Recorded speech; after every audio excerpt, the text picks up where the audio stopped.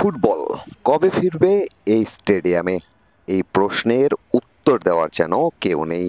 একসময় কত না ফুটবল ম্যাচ হয়েছে এই স্টেডিয়ামে, কত কত জয়ের সাক্ষী লাল সবুজের এই স্টেডিয়ামটি। সময়টা ২০২১, যখন এই বিশাল কর্মযজ্ঞ শুরু হয় জাতীয় ফুটবল স্টেডিয়ামের সংস্কার কাজ। ৪৩ মাসেও যা শেষ হয়নি, লাগবে আরো ৪ মাস। ৬০,৪৫,০০,০০০ টাকার বাজেট বেড়ে শেষ পর্যন্ত হয়েছে ১৫৮,৪৫,০০,০০০ টাকা। এই স্টেডিয়ামের সংস্কার কাজের কি অবস্থা? চলুন আজকে একটু জানার চেষ্টা করি। ক্লাব প্যাভিলিয়নের চেয়ার বসে গেছে, পশ্চিম পাশের গ্যালারিতেও চেয়ার বসানোর কাজ চলছে। ১৮,০০০ দেশি চেয়ারের অর্ধেক পশ্চিম গ্যালারিতে বসানো হয়েছে। ভিআইপি বক্সে ৪,৮০০ বিদেশি চেয়ার লাগানোর কাজ চলছে। এই পাশে তাই এখনো কোনো চেয়ার বসানো হয়নি।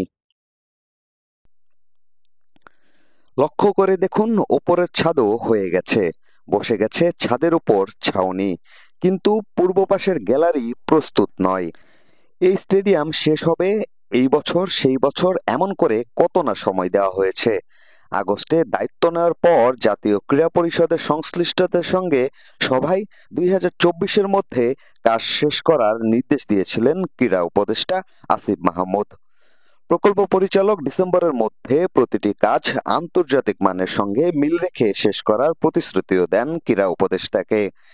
সেই অনুযায়ী শেষ হওয়ার আশা করেছিলেন ক্রীড়া উপদেষ্টা, তবে সেটা সম্ভব হয়নি ফ্লাড লাইট জটিলতায়। স্পেন থেকে ফ্লাড লাইট আনা হয়েছে, তবে যে স্ট্যান্ডে লাগানো হবে তা লাইটের ওজন নিতে পারবে কিনা তা নিয়ে চলছে পর্যবেক্ষণ। দফায় দফায় পেছানো এই স্টেডিয়ামের কাজ শেষ করার নতুন তারিখ দাঁড়িয়েছে ৩০ জুন।